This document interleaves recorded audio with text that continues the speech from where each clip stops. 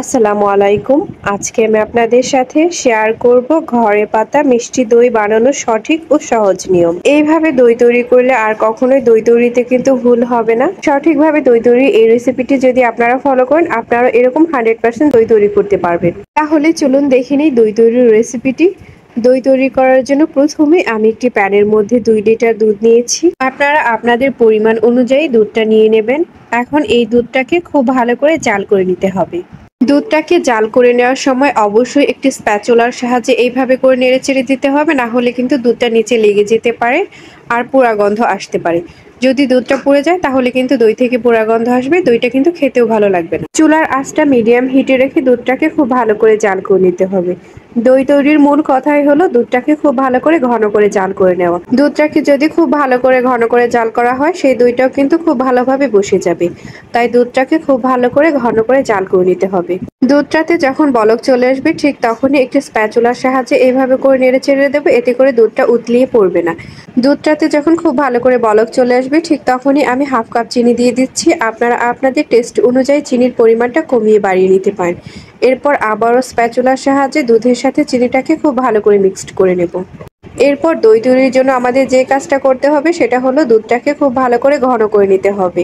আমি এইখানে 2 লিটার দুধ নিয়েছি, এটাকে জাল করে আমি 1.5 লিটার করে নেব। দুধটাকে খুব ভালো করে ঘন করে জাল করে নেওয়া হয়ে গেছে। এখন এই দুধটাকে আমি চুলা থেকে নামিয়ে নিচ্ছি। দইয়ের কালার আনার জন্য চুলায় আমি একটি প্যান বসিয়ে দিয়েছি। এরপর দিয়ে দিচ্ছি 1/3 কাপ চিনি। এই চিনিটা দিয়ে আমি ক্যারামেল তৈরি করব। ক্যারামেল তৈরি করার জন্য চুলার আঁচটা আমি মিডিয়াম হিটে রেখেছি। এখন একটি চামচের সাহায্যে চিনিটাকে খুব ভালো করে নেড়ে চেড়ে দেব। এখন অপেক্ষা করব চিনিটাকে খুব ভালো করে গলে যাওয়া পর্যন্ত।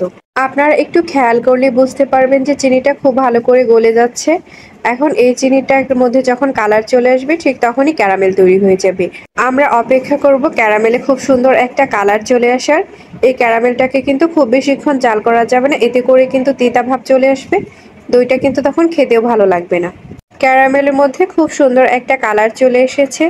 এখন এই মুহূর্তে আমি এখানে দিয়ে দেব জাল করে রাখা দুধ। আমি এখন জাল করে রাখা দুধগুলো অল্প অল্প করে এইভাবে করে দিয়ে দেব।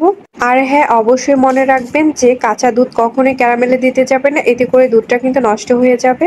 এখন একটি চামচের সাহায্যে ক্যারামেলটা দুধের সাথে খুব ভালো করে মিক্সড করে দেব। আপনারা একটু লক্ষ্য করলেই বুঝতে পারবেন যে দুধের মধ্যে ক্যারামেলটা খুব ভালো করে সেট হয়ে গেছে। এরপর জাল করে রাখা দুধটা আমি চুলায় বসিয়ে দিয়েছি। এরপর যে আমি ক্যারামেলের সাথে দুধটাকে সেট করে নিয়েছিলাম সেটাকে আমি দুধের মধ্যে দিয়ে দিচ্ছি। এরপর স্প্যাচুলারের সাহায্যে খুব ভালো করে মিক্সড করে নেব। কিছুক্ষণ পর আপনারা দেখতে পাবেন যে দুধের মধ্যেও কালারটা চেঞ্জ হয়ে এসেছে। এখন দুধটাকে খুব ভালো করে ঘন করে জাল করে নেব। দুধটাকে খুব ভালো করে জাল করে নেওয়া হয়ে গেছে, খুব সুন্দর একটা কালার চলে এসেছে। এরপর দুধটাকে আমি খুব ভালো করে ঠান্ডা করে নিয়েছি। দুধের মধ্যে একটি আঙুল ডুবিয়ে আমি চেক করে নিচ্ছি দুধটা উষ্ণ গরম কিনা। দুধটা কিন্তু উষ্ণ গরম করে নিতে হবে। এরপর আমি একটি বোলের মধ্যে টক দই নিয়েছি। টক দইটাকে এখন খুব ভালো করে ফেটিয়ে নেব। আমি এখানে হাফ কাপ টক দই নিয়েছি। মিষ্টি দই তৈরি করতে হলে কিন্তু অবশ্যই টক দইয়ের প্রয়োজন। টক দইটাকে খুব ভালো করে ফেটিয়ে নেওয়া হয়ে গেছে। এখন আমি জাল করে রাখা দুধ দিয়ে দিলাম। এরপর টক দইয়ের সাথে খুব ভালো করে মিক্সড করে নেব। এমন ভাবে মিক্সড করে নিতে হবে যাতে করে যেন কোনো দানা না থাকে। জাল করে রাখা দুধটা টক দইয়ের সাথে খুব ভালো করে মিক্স করে নেওয়া হয়ে গেছে, আপনারা দেখতেই পাচ্ছেন। এখন এই টক দইটাকে জাল করে রাখা দুধের সাথে খুব ভালো করে মিক্সড করে নেব। দই তৈরি করার সময় আবারও একটা কথা মাথায় রাখবেন, দুধটাকে কিন্তু উষ্ণ গরম করে নিতে হবে, না হলে কিন্তু টক দইটা দেওয়ার পরে কিন্তু ছানা কেটে যাবে। এখন একটি হ্যান্ড উইচের সাহায্যে সবগুলো খুব ভালো করে মিক্সড করে নেব। এমন ভাবে মিক্সড করে নেব যাতে করে টক দইয়ের কোনো দানা না থাকে।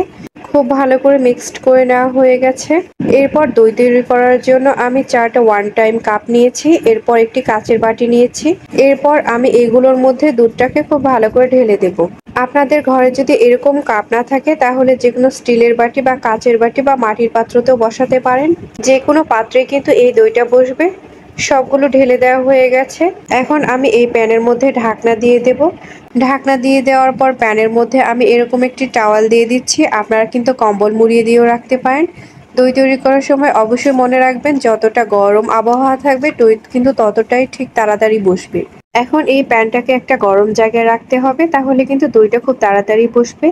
এই দইটা আমি রাতে বসিয়েছি, সকালে এই দইটা আমি খুলে নেব। সারা রাত দইটাকে বসিয়ে রাখার পর আমি প্যানটা নিয়ে নিয়েছি। দেখতে পাচ্ছেন দইটা কতটা সুন্দরভাবে জমে গেছে।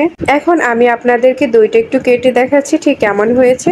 যদি আমার এই দই তৈরির রেসিপিটা আপনাদের ভালো লাগে তাহলে অবশ্যই লাইক, কমেন্ট এবং শেয়ার করবেন। ইউটিউব থেকে দেখে থাকলে কিন্তু সাবস্ক্রাইব করবেন, আর ফেসবুক পেজ থেকে দেখে থাকলে কিন্তু ফলো করবেন। আর আমার এই ভিডিওটি দেখার জন্য আপনাদের সবাইকে অনেক অনেক ধন্যবাদ।